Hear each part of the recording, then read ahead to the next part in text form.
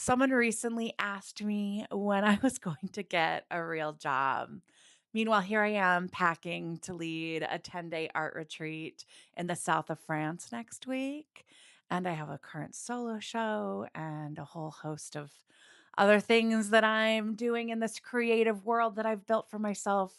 I've been a full time artist for over 3.5 years. And the answer is this is my real job. This is my dream job and I won't be doing anything else anytime soon.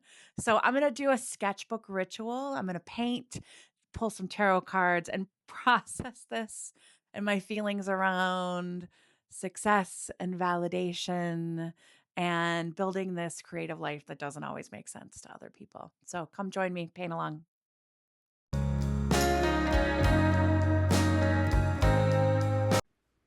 Hi, all. Welcome to my studio.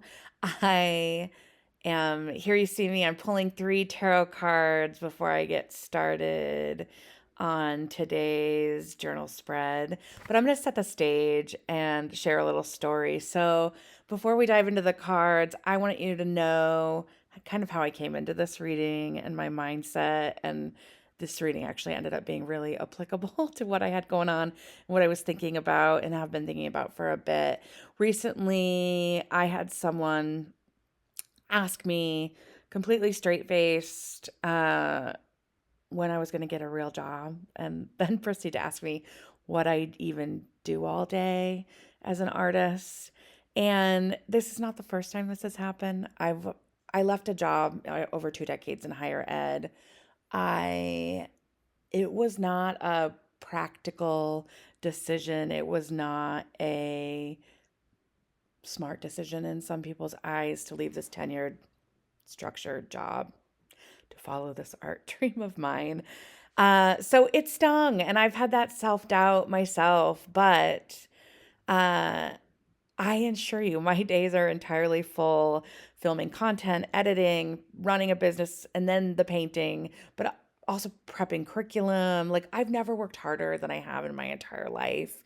And just because my job is no longer sitting in a cubicle, I actually had a desk for a part of the time, an office for part of the time, but it was a 9 to 5. And now what I'm doing is labeled more as a hobby. And it's hard to believe that this could be a real job, but it is. So I came into this reading asking the universe for some guidance around my frustration with this and just how it's been sitting with me.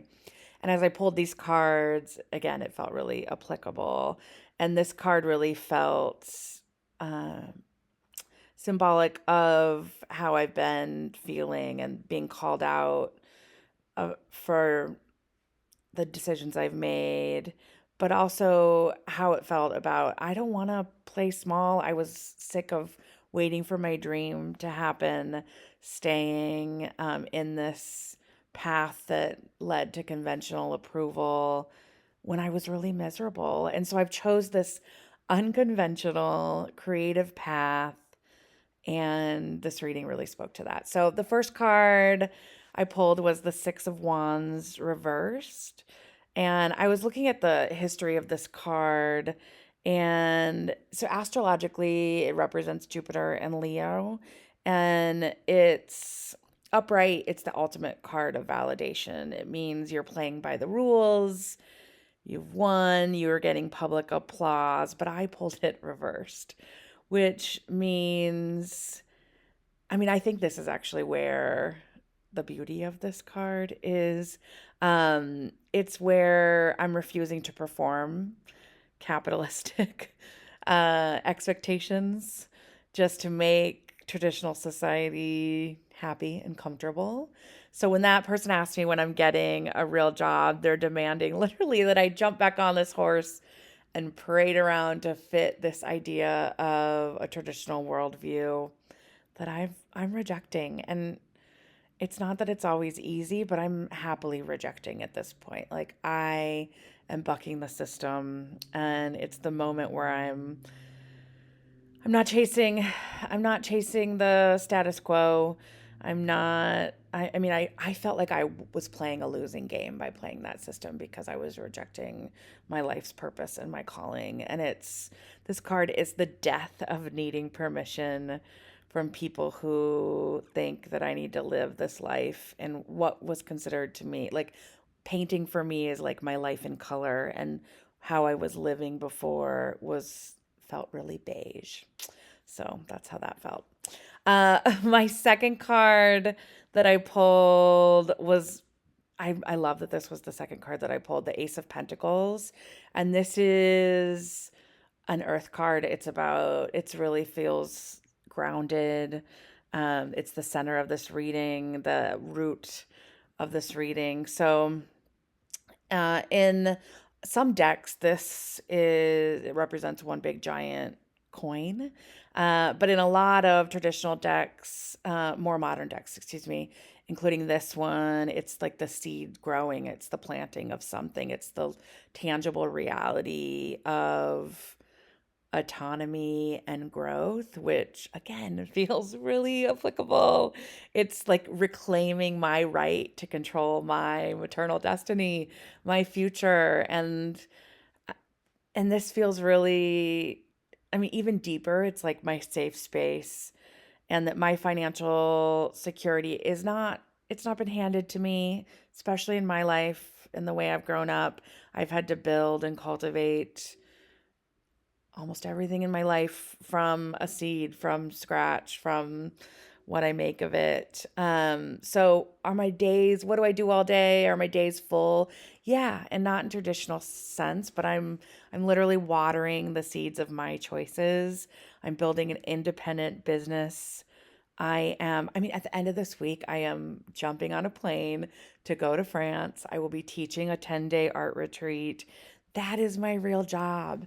That is my dream job. I'm literally flying across the world to create a physical, sacred, safer space for artists to gather and unmute their creative voices, to listen to their own dreams, to look at the world as a place of abundance, and encourage them to stop playing safe, to dream bigger, to play in color, which look at this spread I'm making right now. It's very colorful. And I'm going to keep doing that. So the final card is the Nine of Cups reversed. And traditionally, the Nine of Cups, it's known as the wish card. And it often shows like a wealthy merchant sitting on top of like nine cups overflowing. It's about luxury and comfort, and it looks perfect. I mean, it looks like this dream. But when it's flipped side down, it's it's like, for me, it's representing this beautifully disruptive, radical awakening. And so it's talking about the trap of assimilation.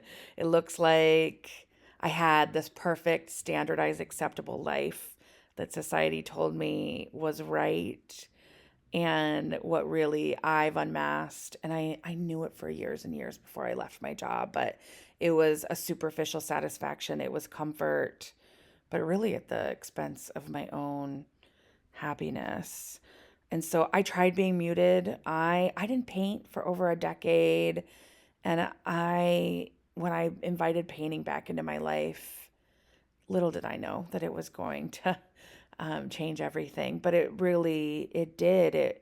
It made me question everything, and it made me reclaim the title of an artist, and it made me realize how I was living in this beige slow death. And I'm not saying that you have to quit your job and uproot everything. But I was in a workspace that was really miserable, and it took me years and years to realize this dream. And um but it was worth everything. And so it's not easy. It's unpredictable.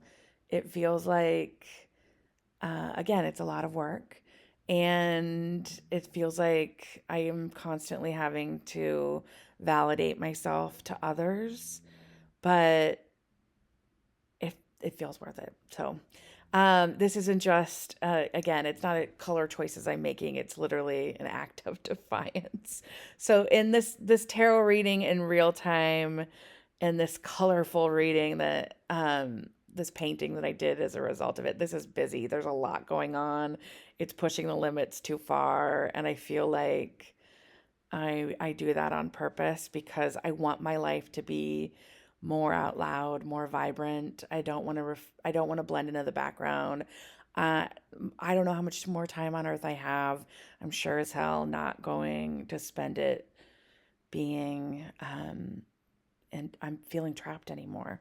So I paint what I like.